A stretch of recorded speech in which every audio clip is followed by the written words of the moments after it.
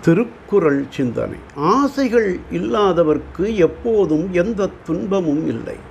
ஆசைகள் இருந்து கொண்டே இருந்தால் பிறவித் துன்பம் முடிவே இல்லாமல் தொடர்ந்து வரும். நீங்காத ஆசைகள் நிலையாக வருவதற்கு காரணம் பொல்லாத ஆசைகள்தான். அந்த ஆசை அமைதியை குலைத்து, நெஞ்சை நிலை குலைத்து, சஞ்சலங்களை விளைவித்து மனிதனை பாடாய்ப்படுத்திவிடும். நான் படும் பாடு சிவனே உலகர் நவிலும் பஞ்சுதான் படுமோ, சொல்லத்தான் படுமோ, எண்ணத்தான் படுமோ, காண்படு கண்ணியில் மாண்படுமாறு கலங்கி நின்றேன். ஏன் படுகின்றன என்று இரங்கா எண்ணில் என் செய்வனே என்று வள்ளல் பெருமான் திருவருட்பாவில்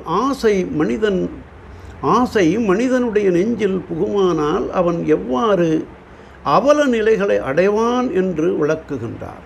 ஆகவே ஆசைகள் நெஞ்சில் புக மனிதன் பஞ்சுபோல் திரிந்து அலைவான், காற்றில் பறந்து அலைவான் என்று அவன் துன்பப்படுகின்ற நிலையை தெய்வப்புலவர் அவா அறுத்தல் அதிகாரத்தில் அவா இல்லார்க்கு இல்லாகும் துன்பம் அகுதுண்டேல் தவாது மேன்மேல் வரும் என்றார். நாளையும் சிந்தி.